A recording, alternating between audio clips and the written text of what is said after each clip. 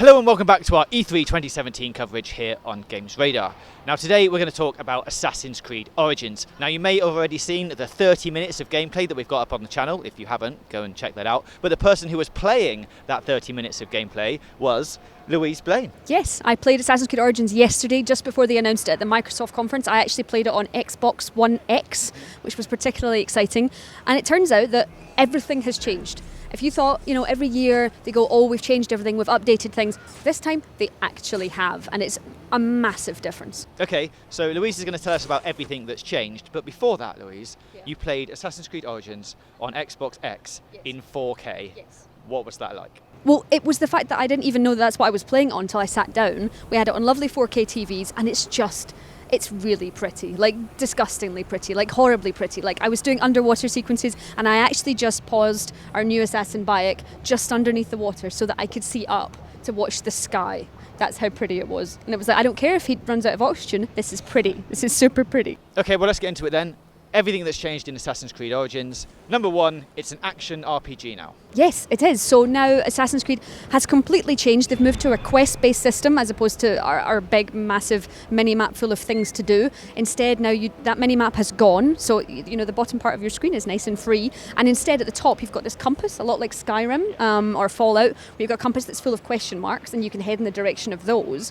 But kind of tying on to what I will say is my next point, you can actually quest out to these points to find out what they are and scope them out and just head in that direction. So it's more of a fluid gameplay world rather than like a go here. They always use the word seamlessness, and this is huge. They have, Ashraf Ismail, the creative director who also worked on Black Flag, was basically saying that they have built a country. They have built Alexandria, they have added Memphis, there's pyramids, there's sphinxes, everything is here, and it all feels like you could just go there immediately. It feels like that sort of Zelda feeling or Fallout or feeling that it's just there waiting for you to find it, which before you'd look at the map and go, okay, I can go X, Y, I can go to this sync point and that's what I can do, but that felt limited. This has opened things right up. Well, that brings us nicely on to number two, which is now you have an eagle to play with. Yeah, well, it's exciting. So Bayek, our new assassin, he's a Magi, which is like an Egyptian, someone that looks after the people of Egypt and is kind of like a warrior. So he's an assassin and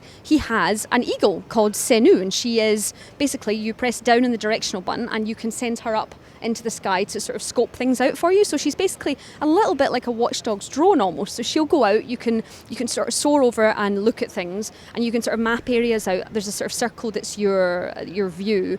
You move that around until that gets even smaller. That's how you've found your next objective. But it's not just for that. You can also go over and sort of map out enemies as well. So you can label them all up and get them ready for when the fact that you're inevitably going to stealth in and stab everyone. Number three then, combat. Everything's changed here as well. Again, we've got even more changes. So every year they've said, we've tweaked the combat so it doesn't feel like you've just got surrounded people that are taking turns to hit you. No, that has gone. The muscle memory that you had for hammering counter, that's also removed. So basically all your combat now is you need your shield, which is on your L1 or your left bumper, and then you've got heavy and light attacks on your right bumpers, and you're kind of interspersing those. You've also got a dodge as well, because enemies this time around are harsh, they are nasty, and they want you dead, and it tends to feel a lot more there's much more excitement, there's much more, oh god, I might actually die here, especially, and what we're going to go into a little later is a Gladiator Arena, but every enemy is a different type of enemy. So you've got people with shields, you've got archers that might hang back to try and fill you with arrows, so you really need to make sure you're taking them down first. So there's much more strategy involved, and you kind of feel like you're on the edge of each battle instead of just going in and countering everyone on the map. Okay, well then let's move on to the Gladiator Arena. This is a brand new, is it a mode or something that you unlock? So it's something you unlock in the game which you can return to. Ubi didn't tell me the narrative reason, there is a narrative reason for it, but basically you open up a Gladiator Arena. So Bayek goes through these huge doors, whatever weapons he's got, into arenas of spinning blades and massive enemies. I did one version that was like a horde mode, which was a number of waves of enemies, different types of enemies, and then I fought he was called the Stalker, who had a giant trident which was then skewering me, so I had to make sure I dodged out the way all the time. And the whole time you've got the roaring of the crowd in your ears, and it's really gory, and at the end you get to judge whether or not you're going to have mercy or not. Yeah, you do, don't you? Yeah. What did you choose? I didn't have mercy. He didn't show me any mercy, JJ. He didn't show me any mercy.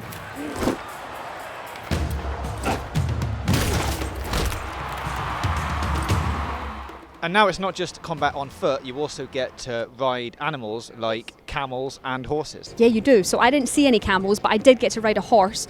And the nice thing is the combat controls match up to whether you're on foot or whether you're on a horse. So you can use what weapons you've got equipped, so you can flip between maybe using your bow and arrow. Speaking of bow and arrow, you can unlock a shotgun bow which will unleash 5 arrows at once, which is really exciting. So you're riding along and you can go between your bow and arrow or I think it's a kopesh, it's called, a big nasty looking sword that you can swing around. And I ended up in the middle of this fight, because that's also the thing, there's much more. Again, we're using that emergent gameplay thing, but this world is alive whether you're in it or not, and you've got that Far Cry element of the fact that those animals are going to attack each other whether you're there or not. So they've got animals in this, but they've also got different factions of war, like they're basically at war. I accidentally came upon 2 of these who were on horseback, and I ended up joining in with a fight. So that was just great, the fact that I could get involved, use my shotgun arrow, and generally cause some chaos. And it's not just things on foot this time, is it? There's also the water to contend with. You get to sail boats again. Yeah, we do get to sail boats. I didn't get to do any naval stuff, which I think was hinted at in the Microsoft trailer, actually, that we would be on bigger boats. I was on a little boat called a felucca, which people take along the Nile, which is lovely just to sail along, but you also have, in Black Flag, you could always go down to sort of diving areas, which were very specific areas. Now you can just dive under any piece of water. So you can go down, you can find, there's treasure down there, which actually Senu the eagle, she can spot from above. So you can send her out to find treasure and then you go and grab it. But you can literally just dive down anywhere. And what's interesting as well is the water looks different, and dependent on the type of water that you're in will depend on the type of wildlife that's there. So the clearer water has like hippopotamus in it, which I killed and turned into a bag. Why not? Why not? Why wouldn't you? And then in the swampier areas, there's crocodiles, which is pretty exciting. And I killed more of them as well. They attacked me first. Alright, so that's everything that's changed in Assassin's Creed Origins. If you haven't already checked out that 30 minutes of gameplay, go and do so now. Louise, thank you very much for talking us through that. Thank you. Thanks for watching this video. For more content from us, click the boxes on the left, and don't forget to hit the big button in the middle to subscribe for more gaming news, reviews, previews and features right here on GamesRadar Plus.